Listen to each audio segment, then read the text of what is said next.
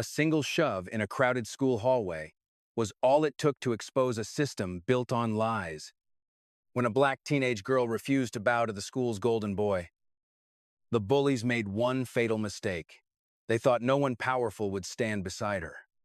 But the moment her Navy SEAL father walked through those doors, the smiles disappeared, the excuses collapsed, and buried secrets began clawing their way into the light. What started as ordinary bullying quickly unraveled into a shocking conspiracy no one expected. Where are you watching from? Let us know in the comments and stay until the very end, because the ending will be far more satisfying than you ever imagined.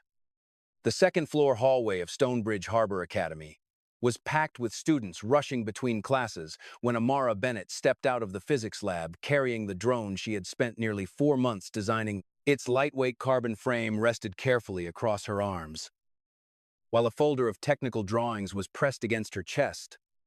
That morning, Mr. Jonah Reed had officially announced that Amara's project would represent the school at the statewide engineering competition. Her design had earned the highest score, defeating several older students, including Grayson Vale, captain of the football team and son of the school's most powerful donor. Amara was only a few steps from the trophy display when Grayson moved directly into her path.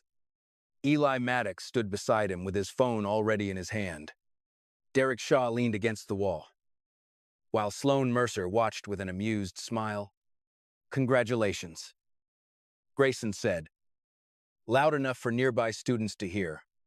"I guess the school really needed a diversity success story this year." A few nervous laughs moved through the crowd. Amara tightened her grip on the drone, but kept her voice calm.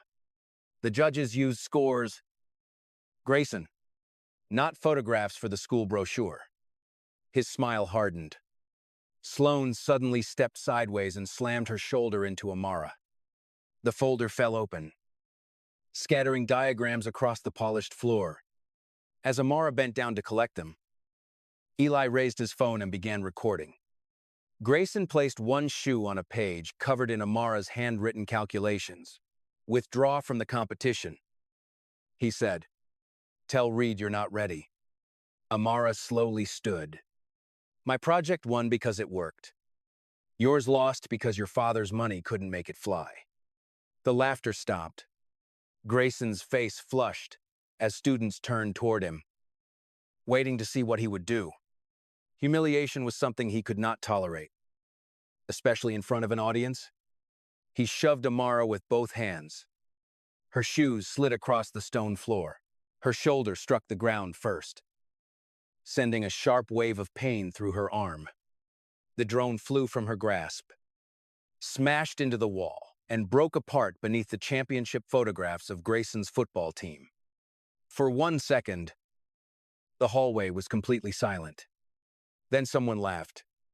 Others quickly looked away, pretending they had seen nothing. Amara stared at the shattered machine, unable to breathe through the anger, tightening her chest. When she tried to stand, Grayson grabbed her wrist and pulled her toward him. "You should have listened," he whispered. Amara twisted free. "Don't touch me again." Eli's camera captured only that moment, Amara jerking away, raising her voice and facing Grayson. He had deliberately waited until after the shove to begin the clip he planned to share, before Amara could step back. Officer Travis Cole pushed through the crowd. He looked at Grayson, then at Amara, but never asked what had happened. "Hands behind your back," he ordered. "He pushed me," Amara said. "Ask anyone here." Cole seized her arms and forced them behind her. Pain shot through her injured shoulder. "Mr. Reed hurried from the physics room. "Officer, stop." "I saw Grayson blocking her path." Cole turned sharply. "Stay out of this." "Mr. Reed." Grayson cradled his wrist as though it had been injured. Sloan immediately claimed Amara had become violent after losing control. The lie spread through the hallway faster than the truth because the people telling it already knew they would be believed. Near the trophy case, Lena Ortiz stood frozen with her phone still raised.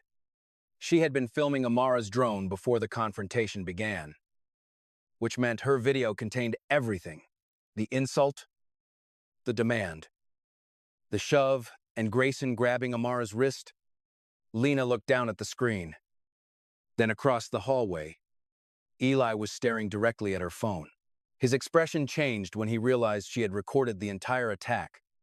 As Cole dragged Amara toward the administrative wing, Eli quietly touched Derek's shoulder and nodded toward Lena.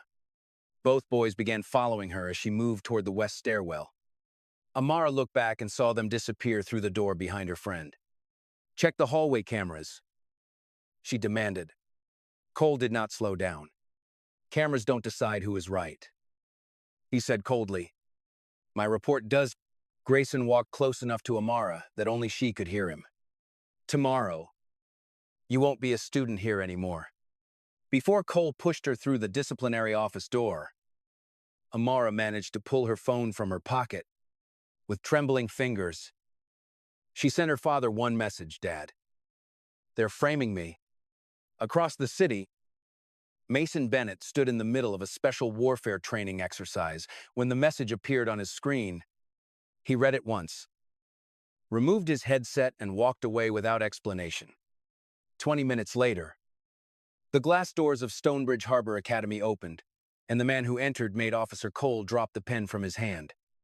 Amara Bennett sat rigidly in a hard plastic chair outside the principal's office, one hand resting against her injured shoulder while red marks deepened around her wrist. No nurse had examined her. No one had asked whether she had struck her head when she hit the stone floor. Across the administrative hallway, Grayson Vale stood freely beside Coach Randall Pike, who spoke to him in a low, reassuring voice as if he were the victim of some terrible attack. Sloan Mercer leaned against the wall, watching Amara with a satisfied expression, while Officer Travis Cole filled out a report at the reception desk. Inside the office, Principal Conrad Bellamy and Vice Principal Elaine Mercer had already prepared Amara's suspension notice. The document accused her of attacking another student, making threats, refusing to follow security instructions, and creating a dangerous environment on campus. The language was formal, polished, and completely detached from what had actually happened. By the time the glass entrance doors opened, the school had already written its version of the truth. Mason Bennett stepped into the hallway wearing his dark navy training uniform. His expression controlled and unreadable. Most people saw only a tall, disciplined man, moving with quiet purpose. Officer Cole saw something else. The color drained from his face, and the pen slipped from his fingers, striking the desk with a sharp click. Mason did not look at him first. He walked directly to Amara, crouched beside her, and carefully examined the bruising around her wrist. "Did you hit your head?" he asked. Amara shook her head. "My shoulder hurts." Mason's jaw tightened, but his voice remained calm.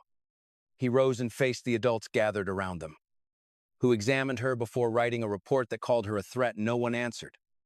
Bellamy stepped forward with the practiced expression of a man accustomed to controlling difficult conversations. "Mr. Bennett, we are simply following procedures designed to protect all students." Mason looked past him and pointed toward Grayson, who was standing without restraint, drinking water. Coach Pike had handed him. "Then, explain why your protective procedure put only one student in pain and left the other one free." Elaine Mercer immediately claimed that several witnesses had seen Amara become aggressive.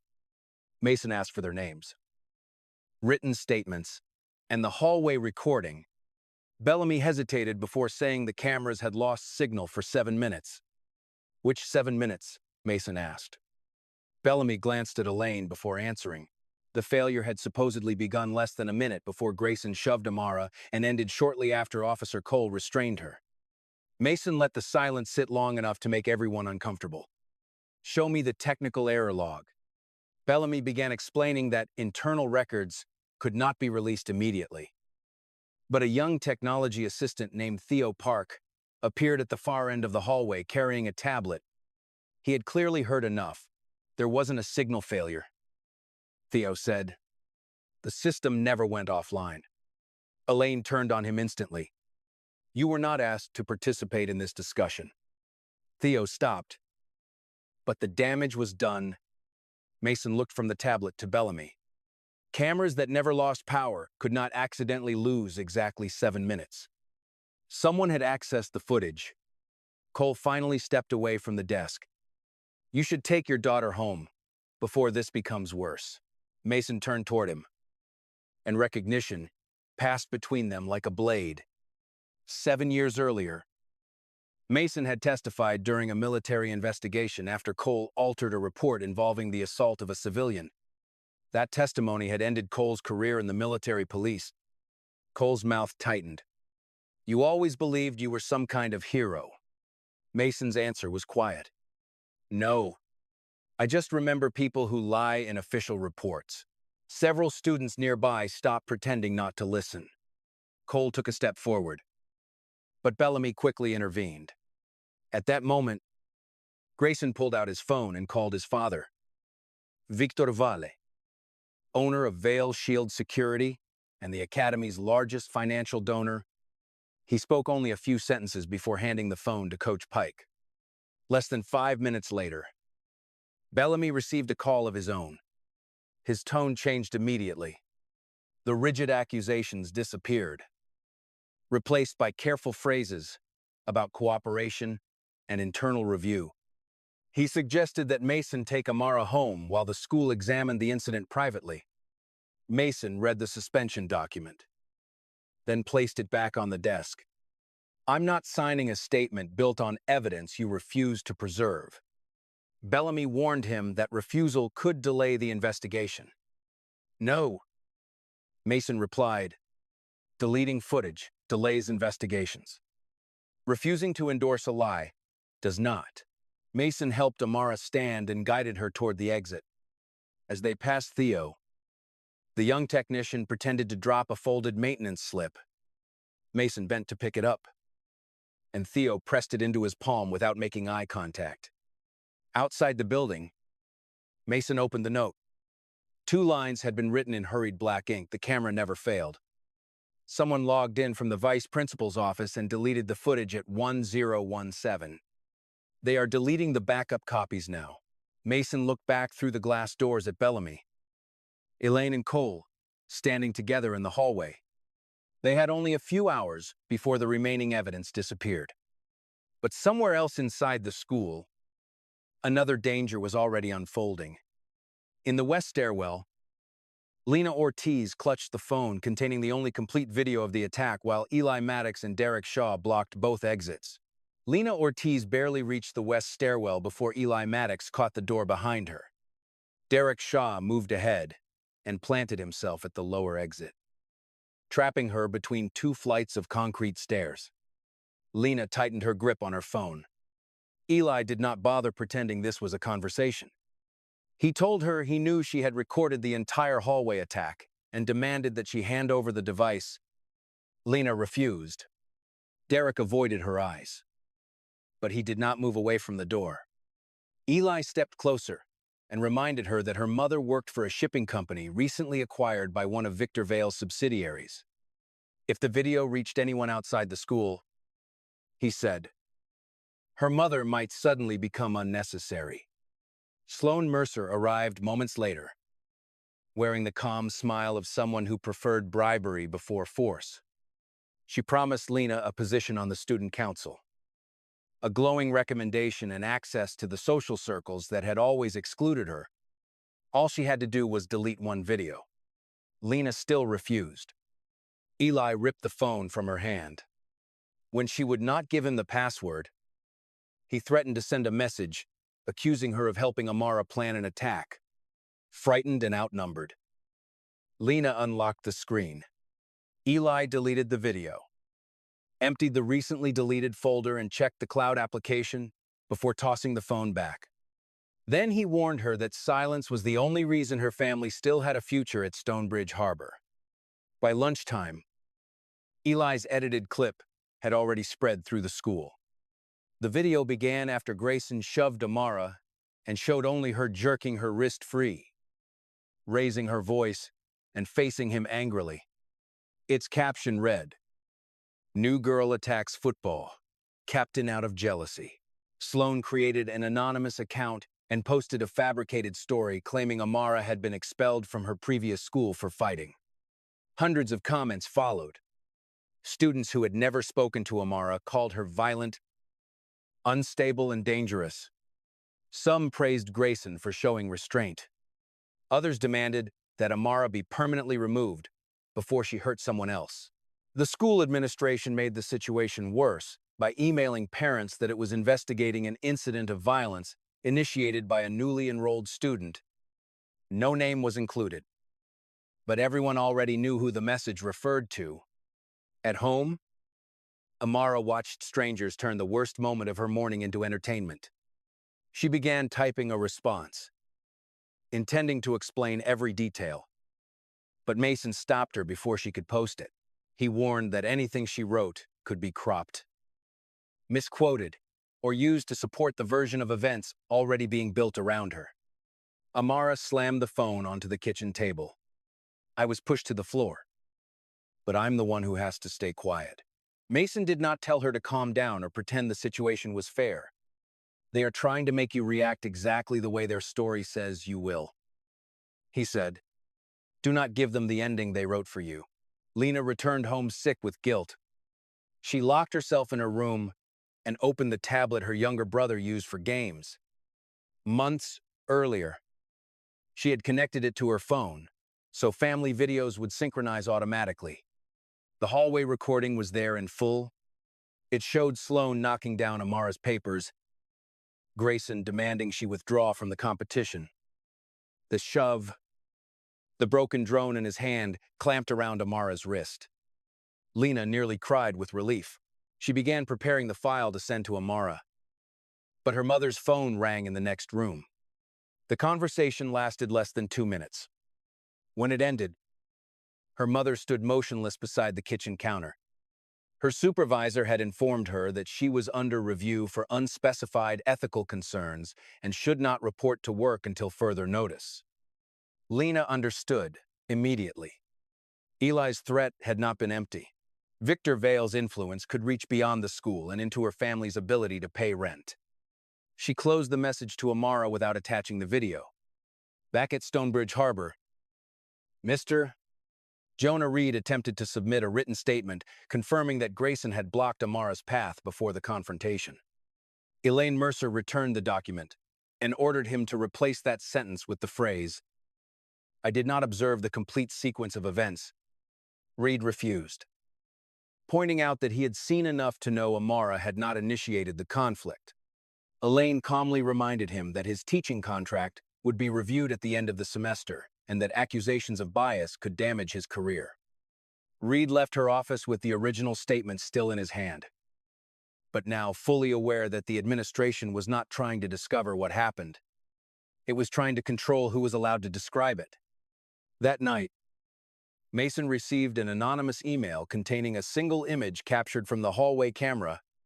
It showed Grayson's hands pressed against Amara's shoulders 1 second before she fell. Beneath the image was one sentence: "If you want the full video, find the old server room beneath the east bleachers." Mason checked the message header and discovered it had been sent through the school's internal network nearly an hour after the building had officially closed. He reached for his keys. Somewhere inside Stonebridge Harbor, someone was risking everything to preserve the truth. But beneath the east bleachers, another figure had already entered the old server room, pulled open the first storage rack, and begun erasing the drives one by one. The next morning, Amara Bennett returned to Stonebridge Harbor Academy, expecting to receive a disciplinary decision. Instead, she walked into another trap. Mason stayed beside her as they entered the first-floor locker corridor, where Principal Conrad Bellamy, Vice Principal Elaine Mercer, and Officer Travis Cole were already waiting. Grayson Vale stood farther down the hall with Eli Maddox and Sloan Mercer, pretending to look concerned. Before Amara could ask why so many people were present, Cole announced that the school had received an anonymous report claiming she had brought a weapon onto campus. He demanded that her locker be opened immediately. Amara stared at him in disbelief. That's not true. Cole ignored her. Bellamy said the search was necessary to protect students, while Elaine spoke as though the result had already been decided. The lock clicked open. Inside, resting on top of Amara's books, was a black tactical knife. Beneath it lay a handwritten note threatening Grayson. A photograph of the football team with every player's face slashed in red ink, and a small packet of unidentified pills. Amara went still. None of the items belonged to her. Elaine stepped forward before anyone could examine them closely. This proves she planned retaliation, she said. We can no longer treat this as a simple hallway conflict. Cole grabbed Amara's arms and handcuffed her in front of the watching students. Pain shot through the shoulder she had injured the previous day. Mason stepped between them. You will not question a minor without legal representation.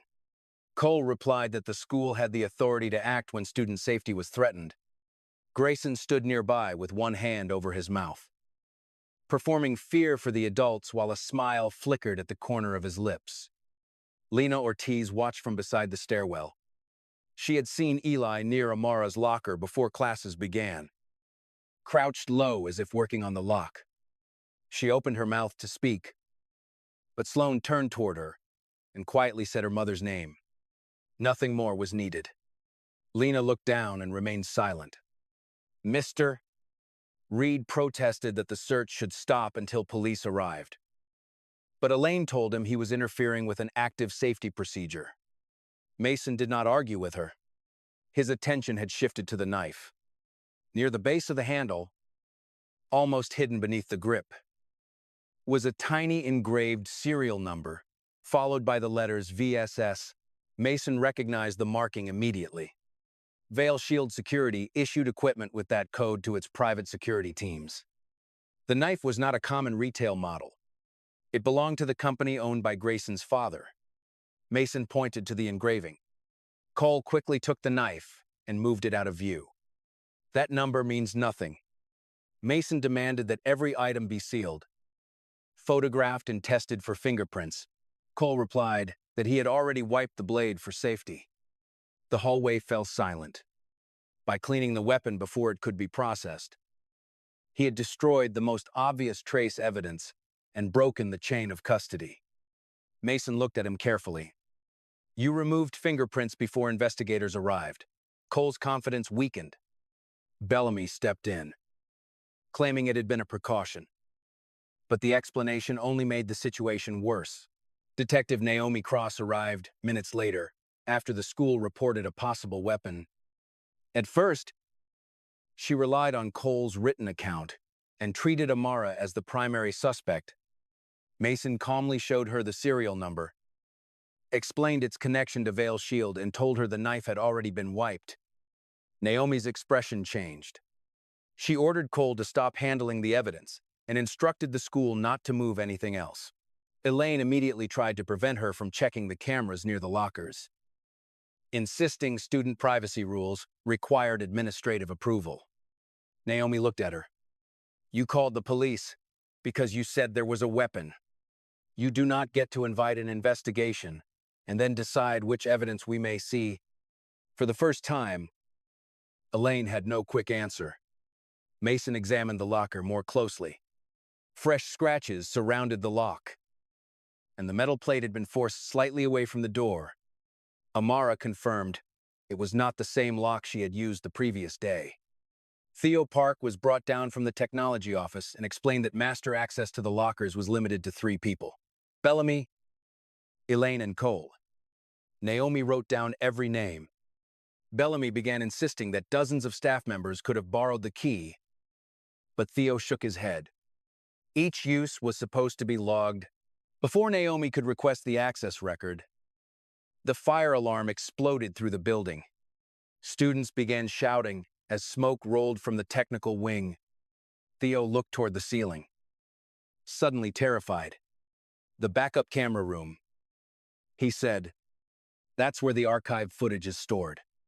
Naomi ordered everyone to leave the corridor while she prepared to seal Amara's locker. Mason helped his daughter toward the exit as teachers rushed students outside. In the confusion, Cole picked up the evidence bag containing the knife, the note, the photograph, and the pills. By the time Naomi turned back, both he and the bag were gone. A side door at the end of the hall swung slowly shut behind him. What had begun as a hallway assault had now become an operation involving planted weapons, destroyed fingerprints, and burning surveillance records, and the man carrying the most important evidence had just escaped through the rear of the school. By the time firefighters brought the blaze under control, black smoke had spread across the technical wing, and part of the basement server room had been reduced to warped metal and melted wiring. Students crowded the athletic field, while teachers struggled to keep everyone together. Amara stood beside Mason, watching emergency crews move in and out of the building. But one person was missing. Theo Park had not returned after running toward the backup camera room. Naomi Cross questioned Bellamy and Elaine, both of whom insisted Theo had probably evacuated through another exit. Mason did not believe them. He remembered the anonymous email directing him to the old server room beneath the east bleachers, a location separate from the burning technical wing. He told Naomi, and the two of them crossed the field toward the stadium while Mr. Blank's formation Hafidez. Reed stayed with Amara. The entrance beneath the bleachers was partially hidden behind storage equipment. Smoke seeped through the frame of a steel door that had been locked from the outside with a maintenance chain. Mason broke the weakened latch while Naomi called for paramedics. Inside, they found Theo unconscious beside an open server rack. One hand still wrapped around a small USB drive. Mason pulled him into the corridor, and Theo coughed violently as fresh air reached his lungs. Before the paramedics placed an oxygen mask over his face, he pressed the drive into Mason's palm and whispered, "Don't trust the person who sent the email." Bellamy quickly announced that the fire appeared to be electrical, but the firefighters found that the automatic suppression system had been manually disabled less than an hour before the flames began. Someone had not only started the fire but ensured it would spread long enough to destroy the equipment. Naomi requested surveillance footage from the parking lot to identify how Cole had left with the evidence bag. The school's security office reported that the recordings from that exact time period were corrupted. Mason looked toward the smoke rising above Stonebridge Harbor and understood that they were no longer dealing with frightened administrators trying to protect a football player. Someone was coordinating access, evidence removal, and technical sabotage. At the hospital, Theo was treated for smoke inhalation while Naomi examined the USB drive on an isolated computer. It contained camera access logs, deletion commands, a list of user accounts, and an audio file recorded in Bellamy's office. The logs showed that 7 minutes of hallway footage had been deleted using Cole's credentials, but the command had been issued from a computer inside Elaine Mercer's office. The audio recording captured Bellamy, Coach Pike, and an unidentified man discussing Amara's case. The unknown voice spoke with cold impatience. "We are not letting one child destroy a season and a sponsorship contract." No one in the room objected. Naomi then reviewed Cole's employment history. After Mason's testimony ended his military police career, Cole had worked for Vale Shield Security for 4 years before Bellamy hired him at Stonebridge Harbor. His personnel file included a recommendation personally signed by Victor Vale. The connection placed Cole directly inside the financial network surrounding Grayson's family. Amara listened from the hospital waiting area, growing more frightened with every new detail. Theo had almost died. Cole was missing. Someone had burned a server room to protect a lie about her. She turned to Mason and said she wanted to withdraw from the school and abandon the engineering competition.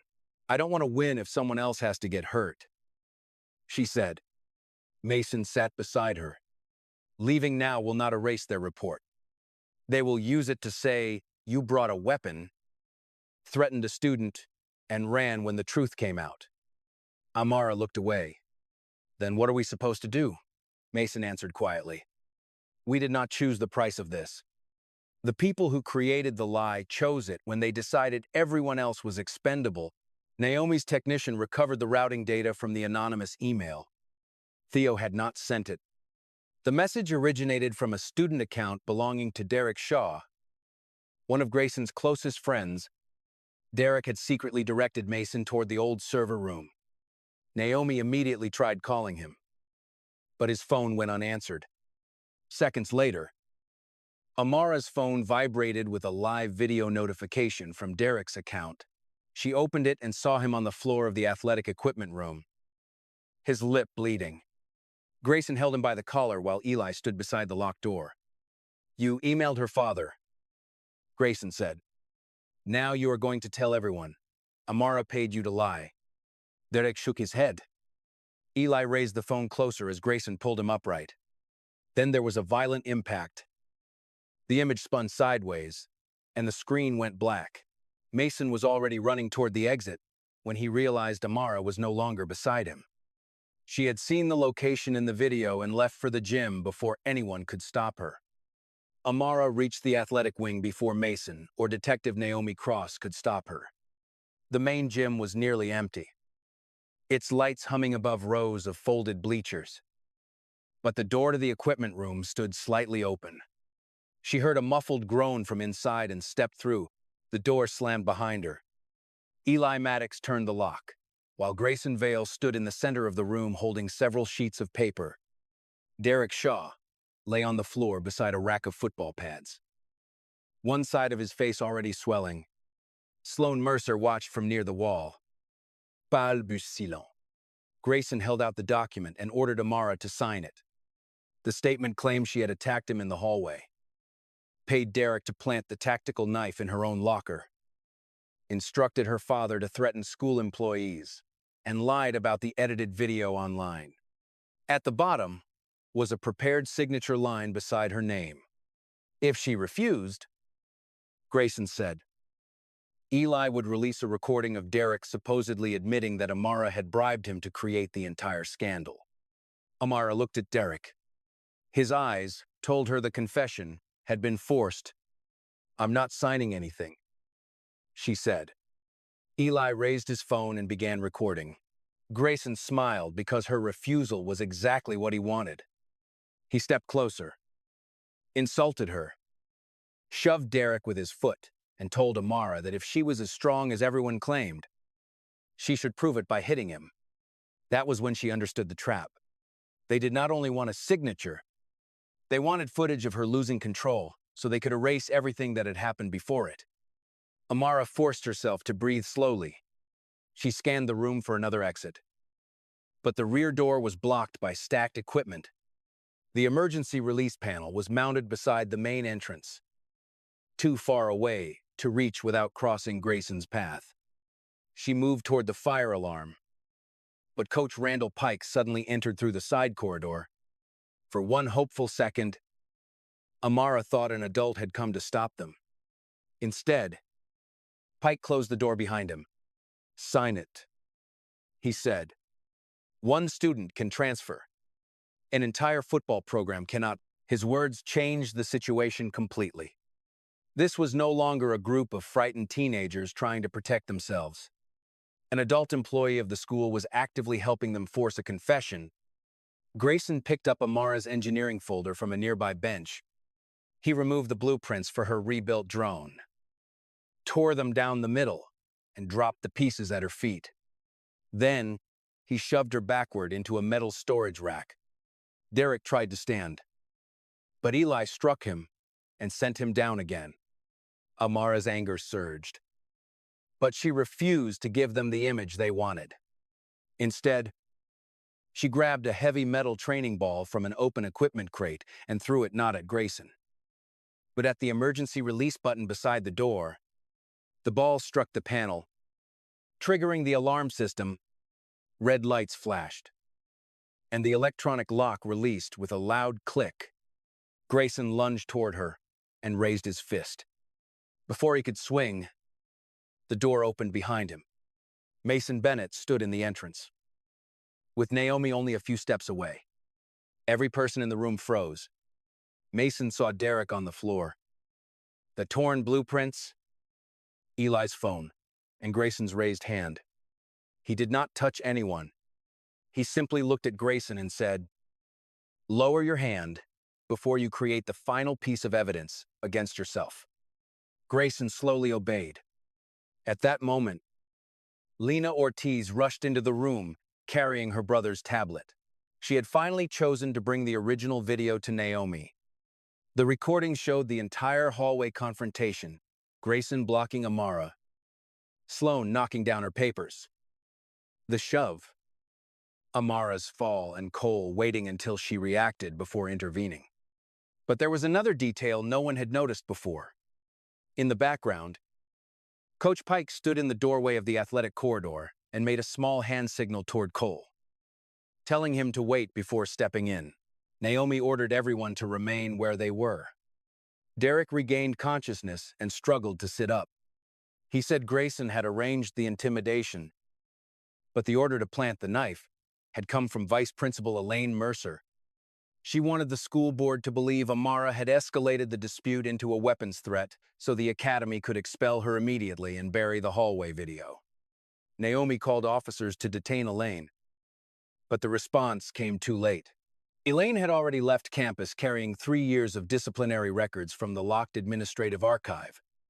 When Naomi checked the missing file inventory, one name stood out among the documents she had taken: Evelyn Bennett, Amara's aunt, who had died 18 years earlier. The investigation had just moved beyond Grayson, the football team, and even the current school administration. Someone had been hiding the same kind of truth for nearly 2 decades. Naomi Cross discovered that Evelyn Bennett had attended Stonebridge Harbor Academy 18 years earlier. The official record was brief and carefully worded. Evelyn had been suspended after a fight, withdrawn from school, and died several months later in a car accident. Nothing in the file mentioned an assault, missing surveillance footage, or pressure from the administration. At the Bennett home, Mason's mother, Ruth, finally revealed what the family had avoided discussing for years. Evelyn had accused a group of wealthy students of attacking her near the athletic facilities. The school claimed there were no working cameras in the area and insisted that witnesses had seen Evelyn become aggressive first. Administrators pressured her to sign a confidentiality agreement in exchange for avoiding expulsion. The student who led the group was Victor Vale, now the owner of Vale Shield Security and the father of Grayson. Mason sat in silence as Ruth spoke.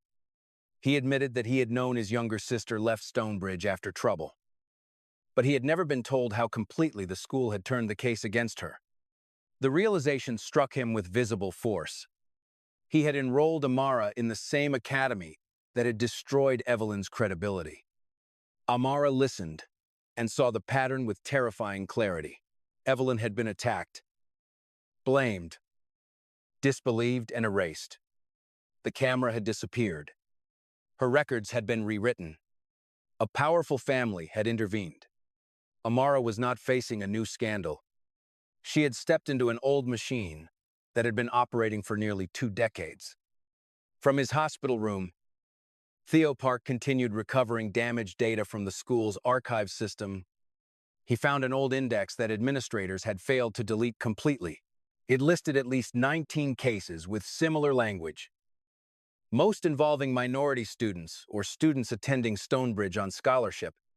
Complaints of assault had been rewritten as mutual conflict.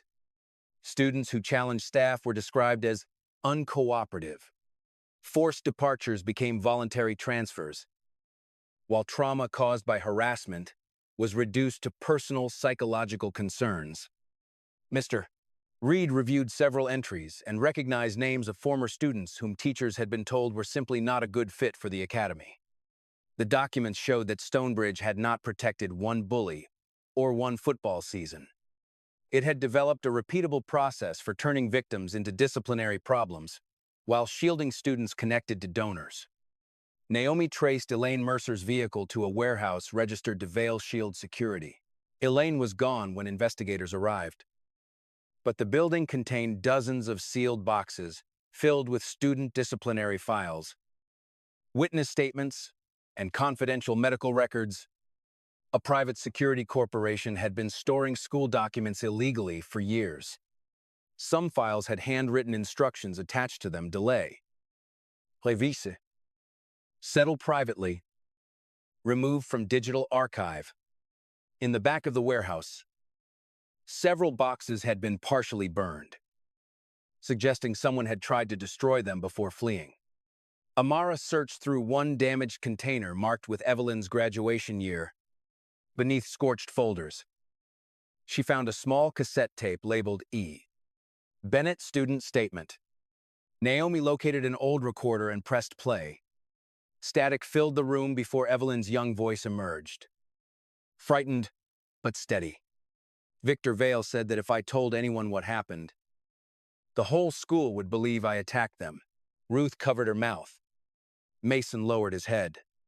The recording continued, with Evelyn describing how administrators refused to collect witness statements and warned that her family could not afford a legal fight. Then another voice entered the recording. Younger but unmistakably controlled. Give her the agreement. The Vale Foundation will handle the rest. Naomi stopped the tape and replayed the final sentence. She recognized the speaker from recent interviews. It was Conrad Bellamy. Recorded when he had been a junior disciplinary administrator at Stonebridge, Bellamy had not merely inherited a corrupt system. He had helped design it nearly 20 years earlier, and Amara's case was only its latest repetition. Naomi Cross followed the financial trail from the disciplinary files to the Stonebridge Scholarship Foundation, a program publicly praised for helping students from low-income families attend the academy. On paper, the foundation appeared generous and respectable. In reality, money from Vale Shield Security had been routed through several shell companies before returning to the school in forms that had nothing to do with education. Naomi found payments used to finance confidentiality agreements with injured students, legal firms hired to intimidate parents, secret bonuses for employees who altered disciplinary records, and political donations benefiting members of the school board. The scholarship fund was not simply charitable money being mismanaged. It had become the financial engine of an organized protection system. Wealthy families paid into it, administrators erased complaints, and the students harmed by their children were either pressured into silence or pushed out of the academy. Theo Park helped connect transaction dates with changes made to student files. Again and again. A payment appeared within days of a complaint being rewritten or a witness withdrawing a statement. Stonebridge had turned silence into an operating expense. Before Naomi could release the full findings, Victor Vale called a press conference at the headquarters of Vale Shield. Surrounded by lawyers and carefully placed company logos, he accused Mason Bennett of using his Navy SEAL background to intimidate teenagers and school employees. He described Mason as an unstable military father attempting to force the academy into accepting his daughter's version of events. Victor's strategy was obvious: transform a documented conspiracy into a personal conflict between two angry families. Mason did not raise his voice or respond to the insult. When reporters asked for his answer, he placed the original hallway video on the screen. Then came the camera access logs, the serial number linking the planted knife to Vale Shield, the audio recording from Bellamy's office, and Evelyn Bennett's preserved testimony. Each piece weakened Victor's story. Mason spoke only once. This is not about my service. It is about what your organization did when a student told the truth. The press conference collapsed further when Elaine Mercer entered with her attorney. She announced that she had acted under direct instructions from Conrad Bellamy and claimed she had been threatened with dismissal if she refused to alter records. Bellamy immediately responded through the school board's legal office, releasing emails that showed Victor Vale personally ordering administrators to protect the football program by every available means. The people who had spent years protecting one another began sacrificing each other in public. Victor insisted that Grayson was only a teenager who had made a mistake. Amara stepped toward the microphones before Mason could answer. A shove can be called a mistake, she said, planting a knife, burning a server room, threatening witnesses, and erasing 19 cases is a system for several seconds. No reporter asked another question. That evening, Theo discovered a transaction hidden inside an inactive foundation account. A large payment had been issued on the exact date Evelyn died, 18 years earlier. The recipient was a police officer who had supervised the investigation into her supposed car accident. The payment description had been disguised as a security consulting fee, although the officer had never worked for Vale Shield. Naomi studied the record, then ordered the original accident evidence retrieved from county storage. She warned Mason and Amara that Evelyn's death might not have been an accident at all. The approaching public hearing would no longer determine only whether Grayson had assaulted Amara or whether Stonebridge had covered it up. It could reopen a possible homicide that money and influence had buried for 18 years. The public hearing filled the City Hall auditorium with parents, reporters, students, and officials who had spent weeks demanding answers from Stonebridge Harbor Academy. Amara sat beside Mason in the front row while Naomi Cross organized the evidence in the exact order the cover-up had unfolded. First, the full hallway video played on the main screen. It showed Grayson Vale blocking Amara's path, Sloan Mercer knocking down her papers, and Grayson shoving her to the floor before grabbing her wrist. The room went silent when Officer Travis Cole appeared at the end of the hallway, watching the attack and waiting until Amara reacted before intervening. Next came the system logs, proving that Cole's account had been used from Elaine Mercer's office to delete 7 minutes of footage. The equipment room video followed, showing Coach Pike helping trap Amara and pressuring her to sign a false confession. Then Naomi displayed the serial number from the tactical knife, linking the planted weapon directly to Vale Shield security. Each piece of evidence removed another excuse until the school's official story collapsed completely. Derek Shaw testified that Grayson had ordered Eli and him to frighten Lena into surrendering her video. He also confirmed that Elaine had directed them to place the knife in Amara's locker so the administration could classify the incident as a weapons threat. Victor Vale's attorney attacked Derek's credibility, reminding the audience that he had participated in the intimidation. Derek did not deny it. "I was a coward," he said. "But being a coward does not make what I saw a lie." Lena then described how Eli had forced her to delete the recording and how her mother had been suspended from work hours after she refused to cooperate.